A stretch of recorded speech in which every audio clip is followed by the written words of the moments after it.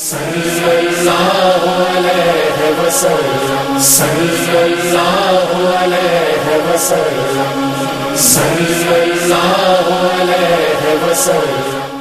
بسم اللہ الرحمن الرحیم۔ انما یرید اللہ لیذھب عنکم الرجس اہل البیت ویطہرکم تطہیرا۔ اللہم صلی علی محمد وآل محمد۔ معزز ناظرین، السلام علیکم ورحمۃ اللہ وبرکاتہ۔ میں ہوں آپ کا میزبان زین رضوی، حاضر خدمت حسینی چینل کے حوالے سے 17 ربیع الاول کی مناسبت سے ولادت باسعادت حضرت محمد مصطفیٰ صلی اللہ علیہ وسلم کی اس پرمسرت دن کی مناسبت سے اپنے وقت کے امام زمانہ جل اللہ تعالیٰ فرجہ الشریف کی بارگاہ اقدس میں اور تمام مومنین کی خدمت میں مبارکباد پیش کرتا ہوں۔ اور اس وقت ہمارے ساتھ حضور سرور کائنات محمد مصطفیٰ صلی اللہ علیہ وسلم کی حیات طیبہ پر بات کرنے کے لیے اس وقت ہمارے ساتھ موجود ہیں حجت الاسلام والمسلمین علی جناب مولانا ممتاز جعفر صاحب قبلہ۔ آئیے خیر و مقدم کرتے ہیں آپ کا اس پروگرام میں۔ آج کی پرمسرت دن کی مناسبت سے آپ سے گفتگو کرتے ہیں۔ السلام علیکم ورحمۃ اللہ وبرکاتہ۔ علیکم السلام ورحمۃ اللہ وبرکاتہ۔ آقا خیر مقدم کرتے ہیں آپ کا پروگرام حسینی چینل کے حوالے سے اس وقت حضرت محمد مصطفیٰ صلی اللہ علیہ وسلم کی ولادت باسعادت کے موقع پر یہاں پر رکھا گیا ہے۔ اس میں آپ کی حیات طیبہ پر بات کی جا رہی ہے اور مسلسل اس میں عالم دین یہاں پر شرکت کر رہے ہیں۔ ہم شکر گزار ہیں کہ آپ نے اپنا وقت دیا۔ ہم چاہیں گے کہ مومنین کے لیے اس وقت آج کی پرمسرت دن کے موقع پر آپ کیا الفاظ کہنا چاہیں گے وہ ادا کر دیں تاکہ ہم سوالوں کا سلسلہ شروع کر سکیں۔ آپ بسم اللہ الرحمن الرحیم۔ عالم اسلام تمام گتے کے افراد جو بھی ہیں ان کو آج کے دن کی یعنی 17 ربیع الاول جو ہمارے اور آپ کے آخری نبی محمد مصطفیٰ صلی اللہ علیہ وسلم کی ولادت باسعادت کے دن ہے، سب کو بہت بہت مبارکباد ہو۔ اور ہمارے لیے ضروری ہے کہ جس طریقے سے قرآن میں موجود ہے کہ لقد کان فی لکم فی رسول اللہ اسوۃ حسنہ، کہ بے شک تمہارے لیے جو ہے رسول خدا میں ایک بہترین نمونہ عمل ہے،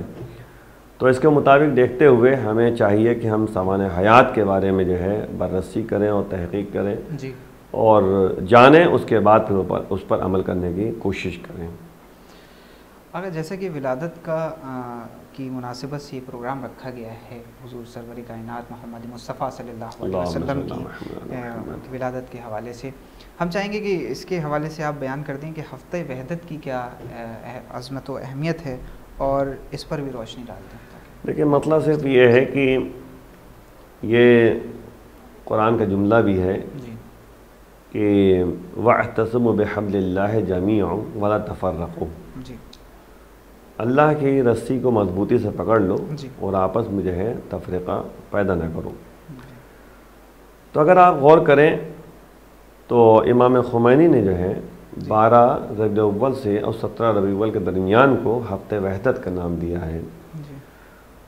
وہ اس طریقے سے کہ 12 ربیع الاول کو جو ہے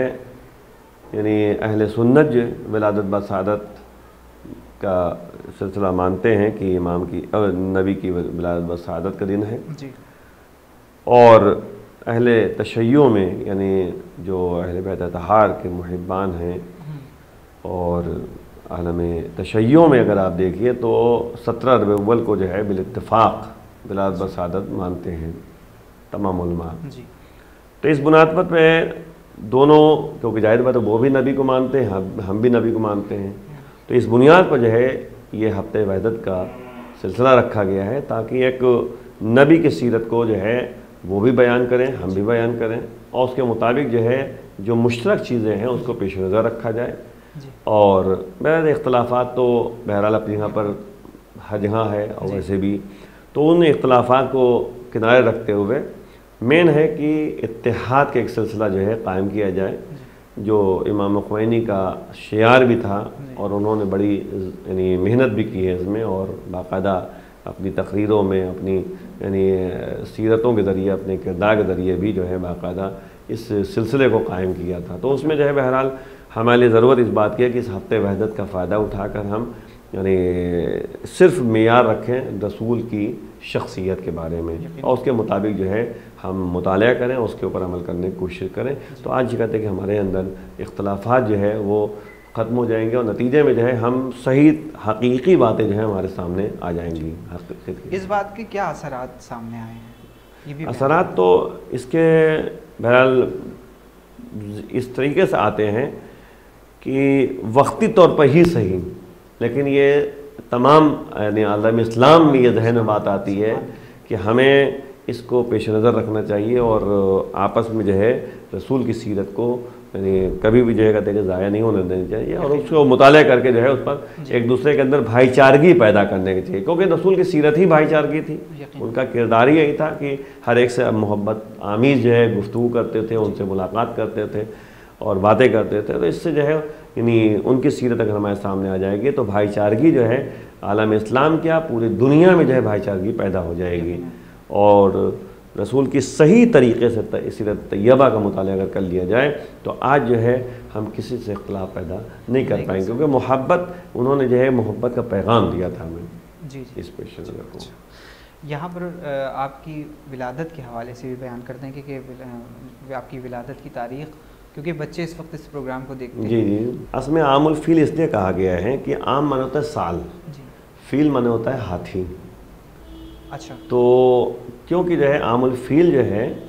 وہ اس سال کو رکھا گیا تھا جب کہتے ہیں کہ وہ یعنی ہاتھی کو جو ہے ابرہہ کا لشکر لے کر آیا تھا اور خانہ کعبہ کو ڈھانے کے لیے، تو اس لحاظ سے اس کو عام الفیل کا نام دیا گیا تھا، سال یعنی ہاتھیوں کا سال. تو اس بنیاد پر جو ہے نبی کریم محمد مصطفیٰ صلی اللہ علیہ وسلم کی ولادت جو ہے ایک عام الفیل کو ہوئی تھی اور ان کی شہادت جو ہوئی تھی یعنی جو اس دنیا سے گئے ہیں اور وفات ہوئی تھی تو 28 صفر کو اور سن 11 ہجری کو. تو اس کو اگر آپ پیش نظر رکھیں تو 23 سال جو ہے نبی کی زندگی تھی جب وہ بعثت کا اعلان کیا تھا انہوں نے، اور 40 سال کی عمر میں جو ہے ان کی بعثت کا اعلان ہوا تھا. تو 23 سال جو ہے اور جوڑ لیجیے آپ تو اس میں جو ہے تقریباً 63 سال کی جو ہے زندگی نبی کی تھی. تو 63 سال میں جو ہے انہوں نے پہلے 40 سال تک مخفیانہ طور پہ اور پوشیدہ طور پہ جو ہے تبلیغ کیا ہے اور لوگوں کو صحیح راستہ دکھایا ہے، لیکن 23 سال جب 40 سال کے ہو چکے ہیں تو اعلان بعثت کیا ہے، اعلان رسالت کیا ہے. تو 23 سال تک جو ہے انہوں نے باقاعدہ یعنی پیغام الہیہ کو پہنچایا ہے. اور 23 سال میں اگر آپ غور کریں تو مدینہ جب 11 ہجری اگر آپ دیکھ لیے تو یعنی تقریباً جو ہے 10 سال 11 سال جو ہے تقریباً یہ مدینے میں رہے ہیں اور بقیہ سال جو ہے مکے میں رہے ہیں. انہوں نے تبلیغ کیا ہے، انہوں نے احکام الہیہ کی. تو اپنے کردار کے ذریعے، اپنے عمل کے ذریعے، اپنی گفتگو کے ذریعے جو ہے پیغام الہیہ کو پہنچاتے رہے بعثت کے بعد. تو اب یہ اس میں جو ہے ولادت بھی ہمارے سامنے ہم نے یعنی یوں سمجھ لیا جائے کہ 11 سال اگر اس کو آپ رکھ لیجئے تو ہجری سے جو ہے تقریباً یعنی 63 سال میں سے 11 سال اگر نکال لیجئے تو آپ کے 52 سال تقریباً بچیں گے. تو 52 سال پہلے سمجھ لیجیے آپ، یعنی ہجری کے جو پہلی ہجری مطلب مانتے ہیں، کیونکہ ہجرت ہماری جو ہوئی ہے اسی سے جو ہے نبی نے جو ہجرت کی ہے اسی سے جو ہے یہ جوڑا جاتا ہے ہجری. آج ہے مطلب ظاہر سی بات ہے کہ یہ سلسلہ جو ہے جو ہجرت کا سلسلہ ہمارے یہاں قائم ہے کہ یہ ہجری سے ہم لوگ جو ہے مانتے ہیں، محرم ہے، سفر ہے اور ربیع الاول ہے. تو یہ سب جو ہے پہلی ہجری جو ہے وہ مکے سے جب وہ چلے تھے مدینے تب سے جوڑا جاتا ہے وہ. تو سن 11 ہجری میں جو ہے ان کی وفات ہوئی ہے. تو اس سے پہلے اگر آپ جو ہے 63 سال کی عمر تھی ٹوٹل، 11 سال اگر آپ نکالیے تو 52 سال یعنی ہجرت سے پہلے ان کی ولادت ہوئی ہے. یوں سمجھ. اچھا. یہاں پر بھی آپ نے بات کری کہ 40 سال پوشیدہ زندگی گزاری رسول صلی اللہ علیہ وسلم نے. کیا وجہ تھی؟ کیونکہ اگر انہوں نے اعلان نبوت کیا ہے تو 40 سال کی عمر میں کیا ہے. یہ دونوں طرف یعنی کہ اہل سنت حضرات بھی اس کو مانتے ہیں اور اہل تشیع بھی مانتے ہیں. اور جبکہ ایک طرف یہ بھی کہا جاتا ہے کہ امام پیدائش سے ہی امام ہوتا ہے، نبی پیدائش سے ہی نبی ہوتا ہے. وجہ کیا تھی کہ اعلان نبوت؟ دیکھیں مسئلہ اس لیے ہے کہ حالات ایسے نہیں تھے کہ نبی جو ہے فوراً اعلان کرتے اور پھر اللہ کا حکم جب تک نہیں آئے گا تب تک اعلان رسالت بھی نہیں کریں گے. اور باقاعدہ قرآن میں موجود ہے کہ انما انا بشر مثل قل انما انا بشر مثلکم یوحی الی انما الہکم الہ واحد. تو قرآن ہمیں متوجہ کر رہا ہے کہ پروردگار کہہ رہا ہے کہ میرے حبیب ان سے کہہ دو کہ بے شک میں تمہاری طرح ایک بشر ہوں. یعنی میں کہنا ہی چاہ رہا ہوں کہ جب اعلان بشریت جو ہے پروردگار کے حکم کے بغیر نہیں ہے، جبکہ سب دیکھ رہے ہیں کہ میں یعنی نبی ہماری طرح کھاتے بھی ہیں، ہماری طرح پہنتے بھی ہیں، ہماری طرح یعنی چلتے بھی ہیں، ہماری طرح باتیں کرتے ہیں، ہماری طرح جو ہے لیٹتے ہیں، آرام کرتے ہیں، تمام چیزیں جو ہے یعنی کھانا پینا تمام چیزیں جو ہے بشر کی صفتیں پائی جا رہی ہیں. اس کے باوجود اللہ کا حکم یہ ہو رہا ہے کہ تم اعلان بشریت کرو کہ میں تمہاری طرح ایک بشر ہوں. تو اب آپ یہ اصل میں مسئلہ یہی ہے کہ اللہ بتانا ہی چاہ رہا ہے کہ جب اعلان بشریت کے لیے میرے حکم کا پابند ہے میرا حبیب،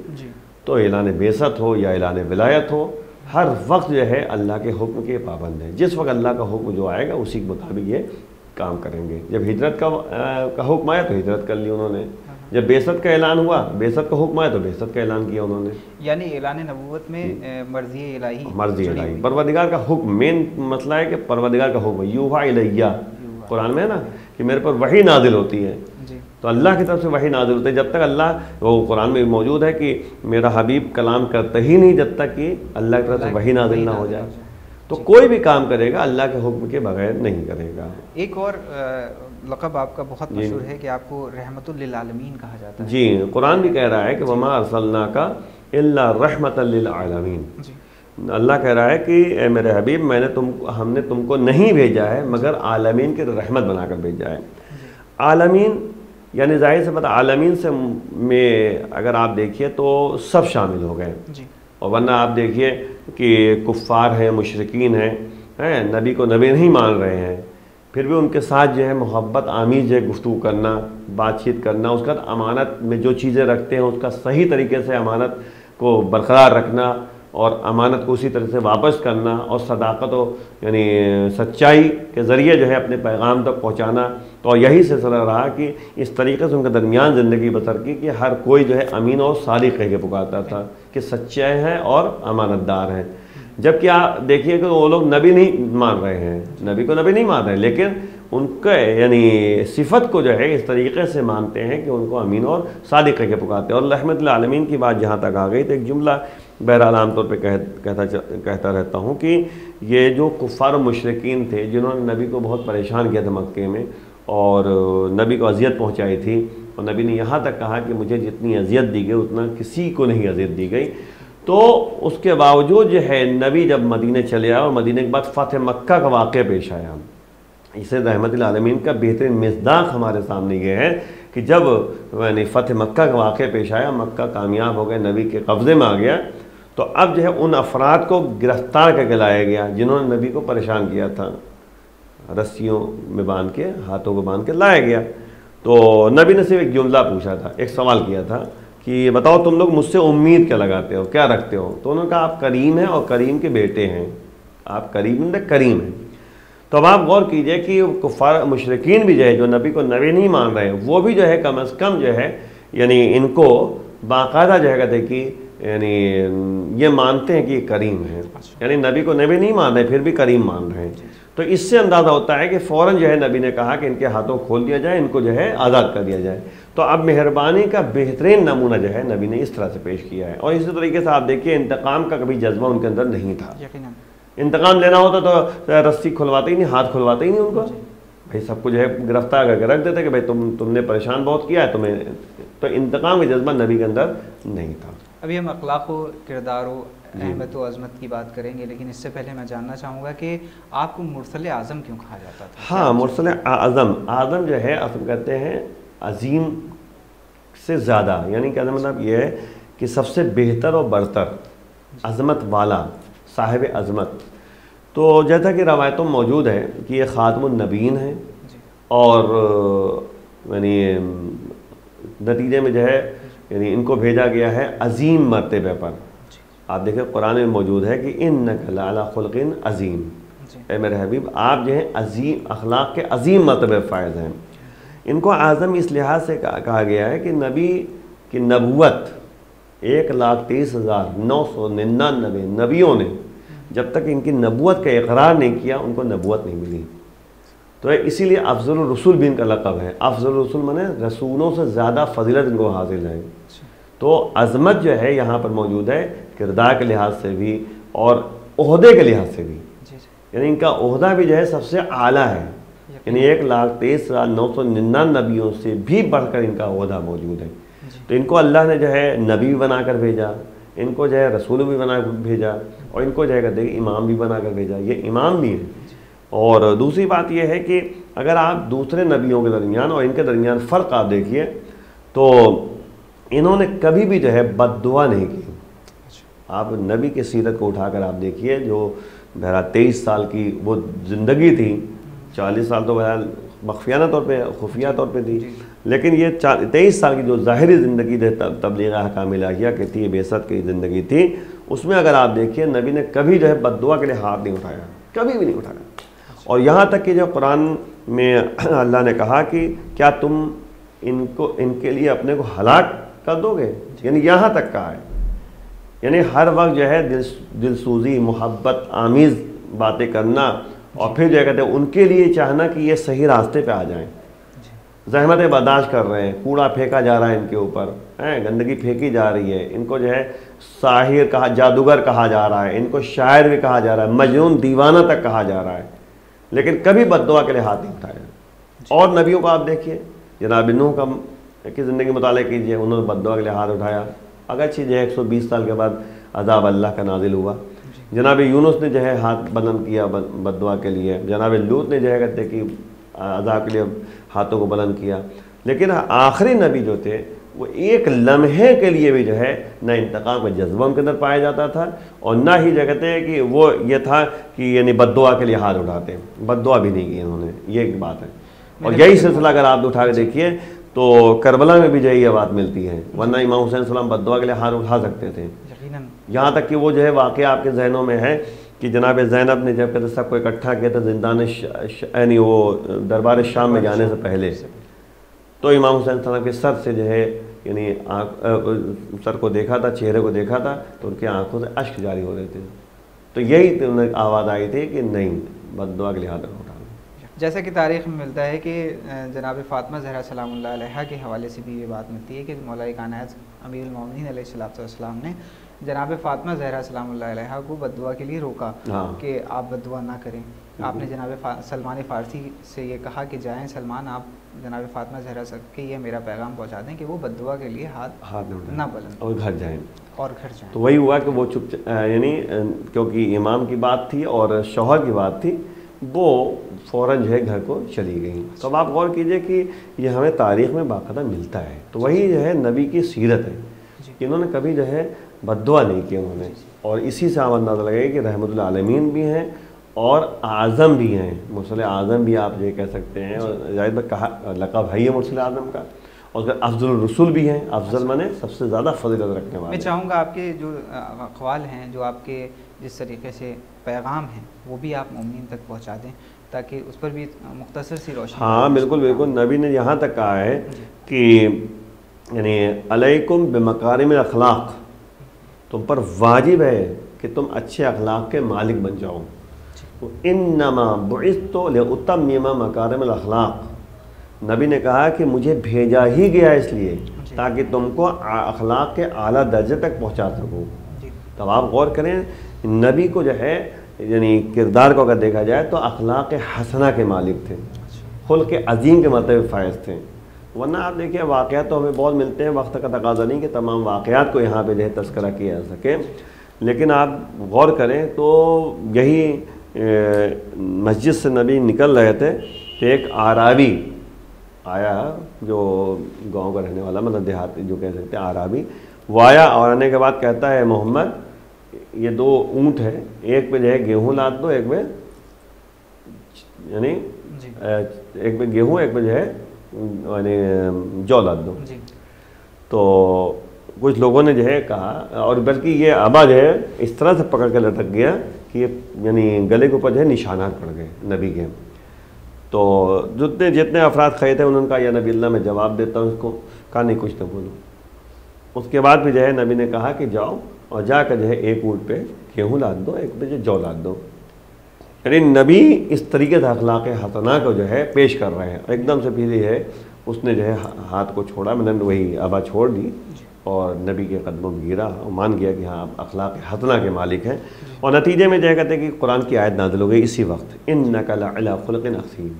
اے میرے حبیب آپ جو ہے اخلاق کے عظیم مرتبے پر فائز ہیں۔ اب اسی اندازہ لگائیے، یہاں پر تو بات ہو گئی آپ کے اخلاق و کردار کی، جی ہم عظمت و اہمیت کی بھی بات کر لیں یہاں پر بالکل۔ کہ کس طریقے سے آپ کی عظمت و اہمیت ہے امت مسلمہ کے درمیان، عالم اسلام کے درمیان، اور سب سے ضروری جو بات ہے وہ قرآن کے سب سے اہم مسئلہ یہ ہے کہ آپ دیکھیے، یعنی نبی نے یہاں تک کہا کہ الا انہ لا نبی بعدی، میرے بعد کوئی نبی نہیں ہوگا، یہ ختم الرسول ہیں، آخری نبی ہیں، اور ہر ایک جو نبی آئے ان کا طریقہ، ان کی روش، ان کا مذہب، ان کا دین جو ہے ایک مدت کے لیے تھا، لیکن نبی جو اسلام لے کر آئے وہ تا قیامت ہے، یقیناً، یعنی یہ سلسلہ جو ہے تا قیامت باقی ہے، اور قرآن جو ایک معجزہ نبی کو عطا کیا گیا تھا وہ تا قیامت ہے، یعنی ایسا نہیں ہے کہ جو ہے کچھ مدت کے لیے، جیسے کہتے ہیں توریت، انجیل، زبور، یہ تمام آسمانی کتابیں تھیں، ایک مدت کے لیے تھی، بعد میں ختم ہو گئی، لیکن یہ قرآن ایک ایسی کتاب ہے جو آخر یعنی جب تک دنیا قائم ہے، یعنی قیامت تک جو ہے یہ قرآن کا سلسلہ باقی، تبھی تو نبی نے کہا انی تارک فیکم الثقلین کتاب اللہ وعطرت اہل بیتی ما ان تمسکتم بہ لن تضلوا بعدی ابدا، اور ایک جملہ یہ جو آگے ہے لن یفترقا، یہ دونوں الگ نہیں ہو سکتے، حتی یرد علی الحوض، یہاں تک کہ حوض کوثر تک ہم تک پہنچ نہ جائے۔ تو اب آپ دیکھیے قرآن کا سلسلہ جو ہے وہ تا قیامت ہے، ایسا نہیں کہ قرآن جو ہے کتاب جو ہے بس نبی کے زمانے میں نازل ہوئی بات ختم ہو گئی، نہیں، قرآن کا پیغام تا قیامت ہے۔ اور سب سے اہم مسئلہ یہ بیچ میں ایک جملہ کہتا چلوں کہ نبی کا یہ جو کہتے ہیں کہ معجزہ ہے قرآن،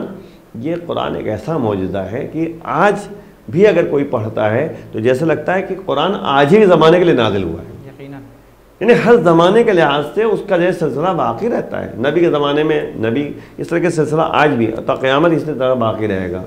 عام طور پہ جو ہے دیکھیے دنیا میں زبانیں کس طرح کی تبدیل ہوتی رہتی ہیں، لیکن قرآن کی زبان ایک ایسی زبان ہے جو ہر زمانے میں جو ہے لوگ سمجھ جاتے ہیں۔ پرانی زبانیں اٹھا کر آپ دیکھیے، قرآن یعنی عربی ہو یا فارسی ہو یا اردو ہو تو تھوڑا سی دقت ہوگی سمجھنے کے لیے، لیکن قرآن کی زبان ایک ایسی زبان ہے جو واقعاً جو ہے یعنی بلاغت و فصاحت سے بھری ہوئی یعنی باتیں ہیں، اور جملے بھی جو ہے فصاحت و بلاغت کے لحاظ سے، اور پھر جو ہے میٹر ایسا ہے جیسے سمجھ میں آ جاتا ہے، یعنی جیسے لگتا ہے آج ہی زمانے کے لیے نازل ہوا ہے قرآن، تو بڑا یعنی اہم مسئلہ ہے، اس سے عظمت ظاہر ہوتی ہے کہ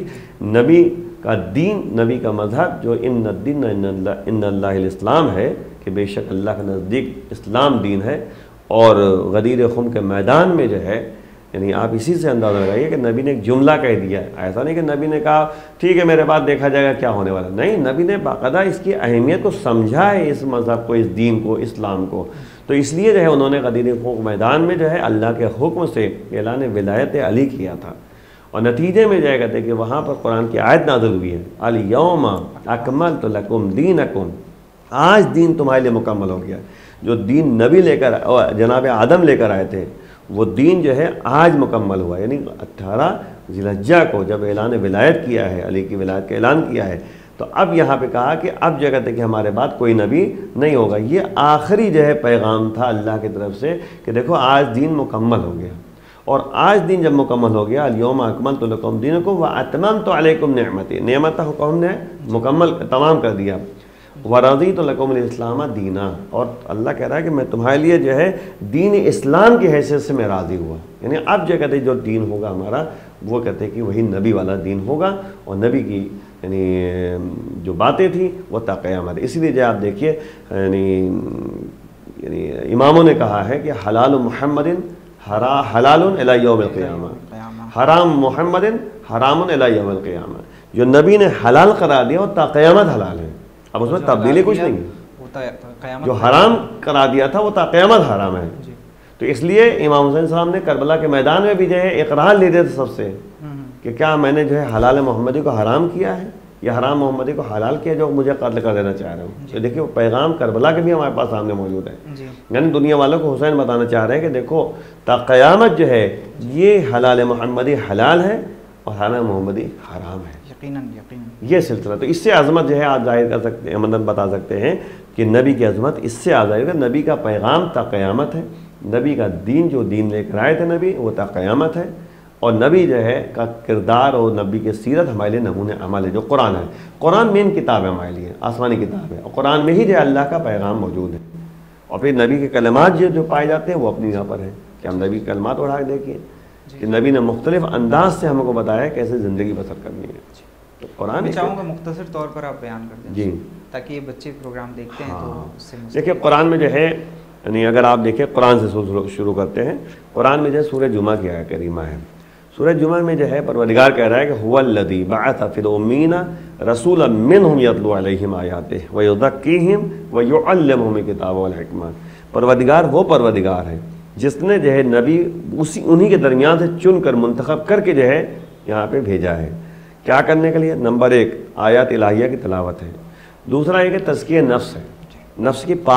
کی پاکیزگی، یعنی اللہ کا رسول جو آیا ہے اس کا کام یہ ہے کہ نفس کو پاک و پاکیزہ بنانا، تزکیہ نفس کرنا۔ اور تزکیہ نفس جو ہے نبی نے کیسے کیا؟ اپنے کردار کو پیش کر کے، یعنی یہاں تک کہا ہے اب ہم لوگ جو ہے اس سے ہم جیسے لوگ جو ہے ہمیں چاہیے کہ ہم اس کو جو ہے باقاعدہ عبرت حاصل کریں اور سبق سیکھیں کہ نبی کے پاس جو ہے ایک عورت آتی ہے اپنے بچے کو لے کر کہ یا نبی اللہ اس کو منع کر دیجئے، میٹھا بہت کھاتا ہے نا، میٹھا بہت کھاتا ہے۔ تو نبی نے کہا اچھا کل آنا، کل ہم بتا دیں گے کل۔ تو کل جب وہ بچے کو لے کر آئی ہے وہ ماں، تو نبی نے کہا بیٹا اب میٹھا نہ کھانا۔ تو اس ماں نے پوچھا یہی بات تو آپ کل کر سکتے تھے۔ تو نبی نے کہا کل میں نے خود میٹھا کھایا تھا لیکن آج میں نے چھوڑا ہے اس لیے میں نے منع کیا ہے۔ تو مقصد کہنے کا یہ ہے کہ نبی بتانا چاہ رہے ہیں مجھ جیسے لوگوں کے لیے کیا ہم ممبر پہ بیٹھ کے کچھ بھی کہتے ہیں تو پہلے خود عمل کریں، پھر عمل کے بعد جو کہتے ہیں اس کو یعنی بیان کریں تو وہ بہتر ہے۔ اسی لیے جو ہے امام کا قول یہ ہے کہ کیف یصلح غیرہ مطلب یصلح نفسہ، کیسے وہ دوسرے کی اصلاح کر سکتا ہے جو خود اپنی اصلاح نہیں کر سکتا۔ تو یعنی کہنے کا مطلب یہ ہے کہ نبی نے خود سازی کی طرف متوجہ کیا ہے۔ دیگران سازی تو بات کی بات ہے،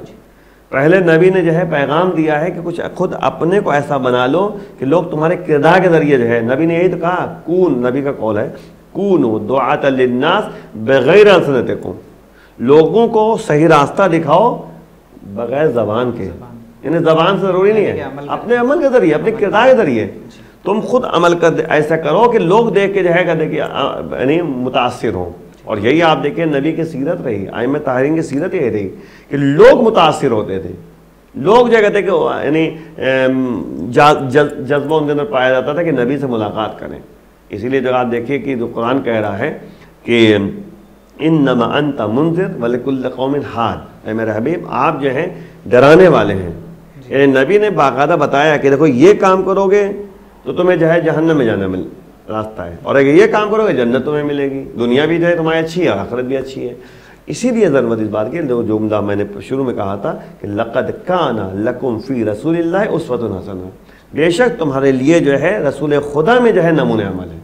رسول کی سیرت، رسول کے کردار۔ اب آپ دیکھیں اس سے بڑھ کے کیا ہو سکتا ہے، ایک جملہ میں بہرحال بات آ گئی درمیان میں کہتا چلوں کہ ہمارے اور آپ کے پہلے امام مولا کائنات علی بن ابی طالب علیہ السلام اللہم صلی اللہ علیہ محمد فرماتے ہیں کہ انا عبد من عبید محمد، میں محمد کے غلاموں سے غلام ہوں۔ آپ اسی سے ایک جملے سے اندازہ لگائیے، یعنی علی نے ہم کو بتایا ہے جو ہمارے لیے واقع جو ہے امام المتقین ہیں، امیر المومنین ہیں، ہے نا، اور بہترین کہتے امام ہیں اور امام مبین ہیں اور ہمارے لیے جو ہے یعنی نمونہ عمل ہیں، وہ کہہ رہے ہیں کہ میں محمد کے غلاموں سے غلام ہوں۔ تو نبی علی بتانا چاہ رہے ہیں، علی بتانا یہ چاہ رہے ہیں کہ تمہیں واقعاً اگر زندگی گزارنا ہے تو تمہیں محمد کا غلام بن کے رہنا پڑے گا۔ تمہیں جو کہتے ہیں کہ ظاہر سی بات ہے کہ محمد کی عظمت کو سمجھنا ہوگا، ان کے کردار کو سمجھنا ہوگا، ان کی عظمت کو سمجھنا ہوگا۔ اور یہی آپ دیکھیے کہ کتنے لوگوں نے جو ہے نبی کے ہاتھ پہ جو ہے کہتے کہ یعنی اسلام قبول کیا، ایمان لے کر آئے، وہ صرف ان کے کردار کے بنیاد پر تھا، ان کا عمل تھا کہ لوگ جو ہے ان کو برا بھلا کہہ رہے ہیں پھر بھی جو ہے۔ اب آپ دیکھیں اس سے بڑھ کے کیا ہو سکتا ہے کہ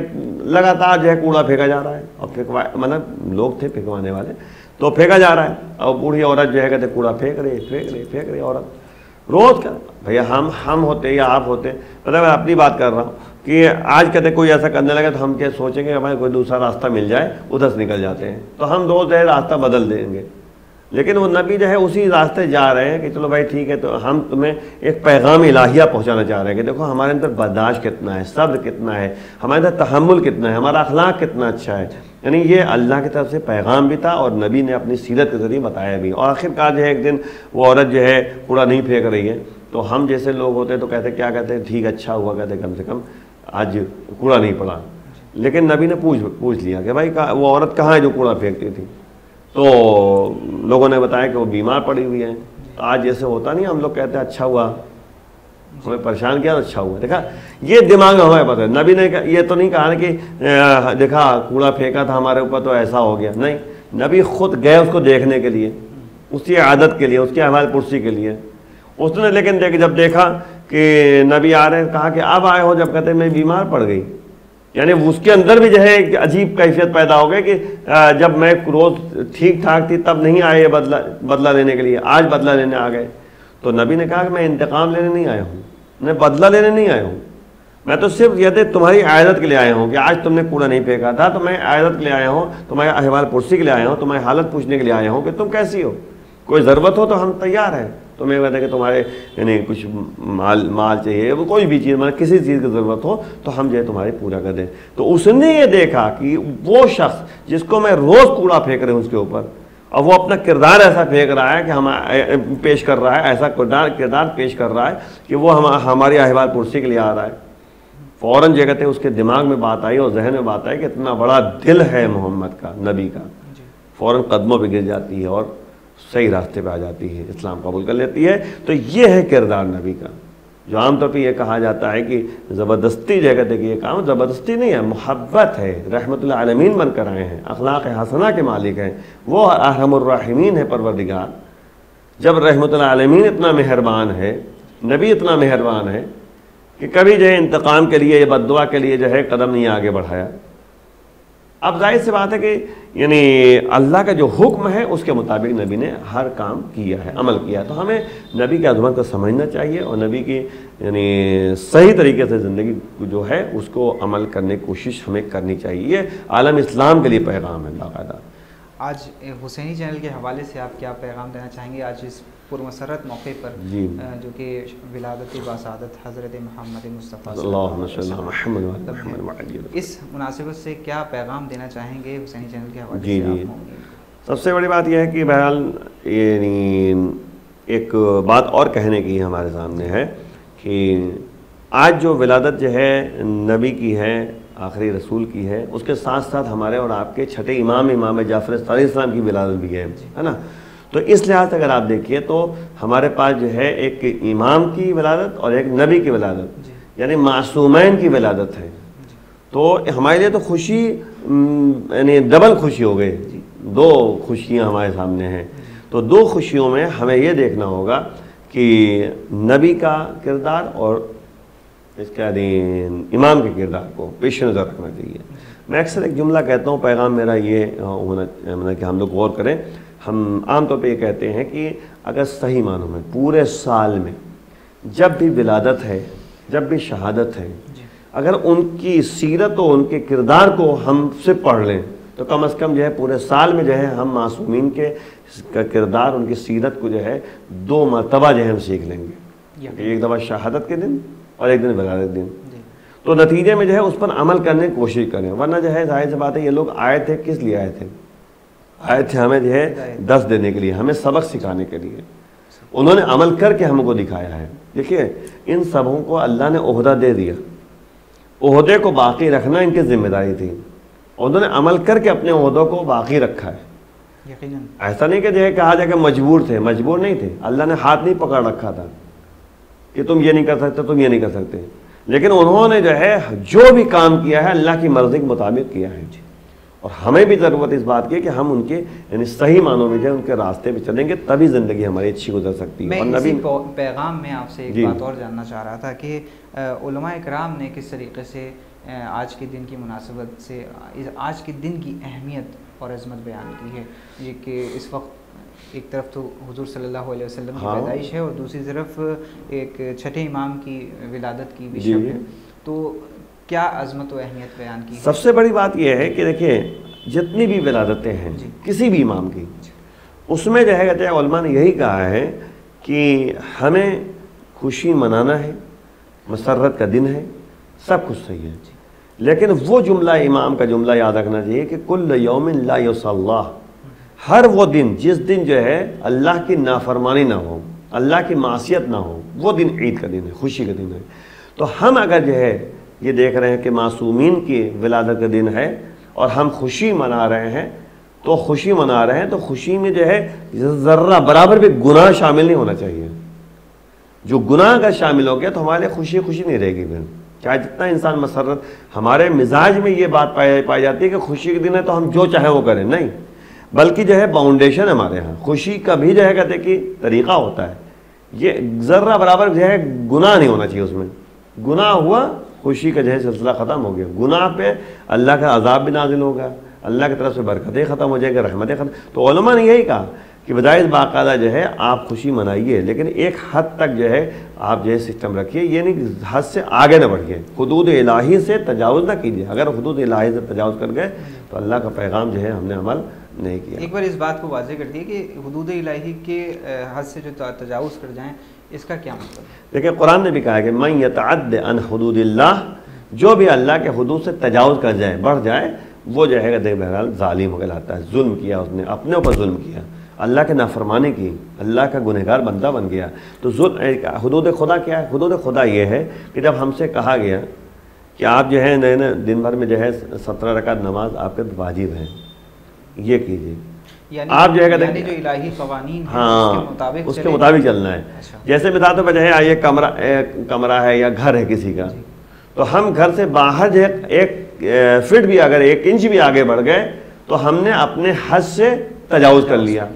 تو اسی طرح اللہ نے ایک حد معین کیا ہے کہ اس سے تم آگے نہیں بڑھو گے کسی بھی لحاظ سے۔ جیسے عام طور پہ ہمارے بس ایک جملہ جو بہرحال بات بڑھتی چلی جا رہی کہ مثلا جیسے ہوتا ہے ہمارے معاشرے میں، سماج میں، کہ باپ کا انتقال ہو گیا ہے نا، باپ کا انتقال ہو گیا، بھائی نے جو ہے بہن کا حق نہیں دیا، بہن مطالبہ بھی کر رہے تب بھی نہیں مل رہا ہے، ایک مثال ہے۔ تو اب جو ہے اللہ نے حد معین کیا ہے کہ دیکھو یہ جو ہے باپ کا اتنا پیسہ ہوتا ہے، اتنی پراپرٹی ہے، اس میں جو ہے بھائی کو جتنا مل رہا ہے اس کا آدھا جو ہے بہن کو ملنا چاہیے، یہ اللہ نے حد معین کر دیا۔ ہم اگر جو ہے بہن کا حق ادا نہیں کر رہے ہیں تو ہم ظالم ہیں، اور اس زمین میں جو ہے جب تک بہن کی ایجاد نہیں ہوگی اس زمین پر نماز نہیں صحیح ہوگی، غصبی زمین ہے، بہن اگر ایجاد نہ دے تو غصبی زمین ہے۔ تو اس لیے ہر ایک کے حق کو، حدود کو جو ہے دھیان میں رکھنا چاہیے، ذرا سے بھی اگر ہٹ گئے اللہ کے احکام سے تو یہ حدود خدا سے تجاوز کرنا ہے، یعنی شریعت کسی پر ظلم کرنا جائے، قوانین جو ہیں ان سے اگر ہم ہٹ کر بات کرتے ہیں تو اس کا مطلب ہم نے جو ہے حدود الہی کو سے تجاوز کر گیا، بڑھ گیا آگے، اور وہ گنہگار گناہ میں شامل ہوتا ہے۔ یہاں تک اسلام نے کہا ہے کہ یعنی درخت ہے، بلا وجہ درخت کے پتے نہیں توڑنا ہے آپ کو، اگر کسی نے بلا وجہ پتے توڑ لیا، جانور کھلانا ہے کوئی بات نہیں، مقصد ہے آپ کا، لیکن اگر آپ نے بلا وجہ پتے توڑ لیا تو آپ ظالم ہیں، آپ جو ہے گنہگار ہیں، اللہ کے سامنے جو ہے گنہگار بندے ہوئے۔ جانور کو بلا وجہ جو ہے مارنا، یہ گنہگار بندہ ہو جائے گا۔ یعنی یہاں تک جو ہے اللہ نے جو ہے حد معین کیا ہے۔ اب اس سے انسان سوچ لے کہ انسانوں کے بارے میں جو ہے کیا ہوگا پھر حکم۔ میں چاہوں گا کہ آج کے دن کی مناسبت سے جو علماء کے نزدیک آج کے دن کی عظمت و اہمیت ہے وہ بھی بیان کر دیں، کیونکہ وقت بہرحال جو ہے گفتگو تو الحمدللہ یہاں تک پہنچ گئی ہے، اور وقت بھی اتنا نہیں ہے کہ تفصیلی مقدمہ جو ہے کہ ظاہر سی بات ہے کہ یعنی نبی کی سیرت اور علماء نے جو بیان کیا ہے، اور پھر اسی طریقے سے جو ہے امام جعفر صادق صاحب کی، تو بس ایک پیغام جو ہے وہی جو ہے میں دوبارہ دہرا دوں کہ ہمیں آج کے دن کو بس یہ سمجھنا ہے کہ خوشی کا دن ہے، مسرت کا دن ہے، اور یعنی ڈبل ہے، یوں سمجھ لیں ڈبل خوشی کا دن ہے، کیونکہ 2 معصومین کی ولادت کا دن ہے۔ تو اس میں جو ہے ذرہ برابر بھی جو ہے نافرمانی نہیں ہونا چاہیے، اللہ کی معصیت نہیں ہونا چاہیے۔ جہاں اللہ کی نافرمانی کو گنہگار بندہ بن گیا وہاں سب کچھ بیکار ہو گیا۔ عبادت کے لیے معین کیا گیا ہے، اسی لیے جو ہے آپ دیکھیے کہ ولادت میں، شہادت میں مناسبتوں سے اللہ نے جو ہے اللہ کی طرف سے جو ہے بہرحال جو ہے کہ حکم ہوا ہے کہ آپ اس میں جو ہے یعنی کیا نام ہے عبادت کیجیے اور نمازیں پڑھیے اور روزہ رکھیے، تمام چیزیں۔ روزہ کا بہت ثواب ہے عبادتوں میں، 17 ربیع الاول کو روزہ رکھنا بہرحال جو ہے بہت زیادہ ثواب ہے آج کے دن۔ تو اس طرح دھیان رکھنا چاہیے 17 ربیع الاول کا، ہر ولادت میں، ہر شہادت میں ہمیں اس کا دھیان رکھنا ہے کہ کوئی کام ایسا نہ کرے جو اللہ کی نافرمانی کے مطابق ہو. اللہ کی نافرمانی نہیں ہونا چاہیے، سیدھی بات یہ پیغام جو ہے. اور حسینی چینل کی طرف سے جو ہے بہرحال شکر گزار ہیں حسینی چینل کے افراد جتنے بھی ہیں کہ پیغام الہیہ کو پہنچانے میں ایک ذریعہ بن رہے ہیں. لوگوں تک پیغام پہنچ رہا ہے، قرآنی پیغام، رسول کا پیغام، اماموں کا پیغام، یہ باقاعدہ پہنچ رہا ہے. بہت بہت شکریہ آقا، آپ نے وقت دیا، ہم شکر گزار ہیں. اور تمام اراکین کی طرف سے اور ناظرین کی طرف سے آپ کو آج کے دن کی تہہ دل سے مبارکباد پیش کرتے ہیں. آپ کو بھی مبارکباد ہو، بہت بہت مبارک ہو. تو ناظرین، یہ تھے حجت الاسلام والمسلمین علی جناب مولانا ممتاز جعفر صاحب قبلہ، جو ہمارے ساتھ بات کر رہے تھے آج کے دن کی مناسبت سے ولادت بسعادت حضرت محمد مصطفیٰ صلی اللہ علیہ وسلم حیات طیبہ پر. آقا نے جس طریقے سے پیغامات دیے ہیں ہم انشاءاللہ اس پر عمل کریں اور تعلیمات اہل بیت سے ہم روشناس ہوں. ہم بارگاہ خداوندی میں دعا کریں کہ جو دروس ہم تک منتقل کیے گئے ہیں معصومین علیہم الصلاۃ والسلام کے، ان سب پر ہم عمل پیرا ہوں اور خدا ہمیں اس کی توفیق برحمت فرمائے بحق طٰہٰ و یاسین. اب اپنے میزبان زین رضوی کو دیے اجازت، اس امید کے ساتھ کہ پھر حاضر ہوں گا ایک نئی شخصیت کے ساتھ. ہم تمام اراکین حسینی چینل ایک بار پھر سے تہ دل سے آپ سبھی کو اس ہفتہ وحدت کی اور جس طریقے سے جو ولادت بسعادت کی جو تاریخ ہے، اس پر مسرت دن کی آپ سبھی کو مبارکباد پیش کرتے ہیں. خصوصاً وقت کے امام زمانہ عجل اللہ تعالیٰ فرجہ شریف کی بارگاہ اقدس میں بھی مبارکباد پیش کرتے ہیں. اب اپنے میزبان زین رضوی کو دیے اجازت. والسلام علیکم ورحمۃ اللہ وبرکاتہ.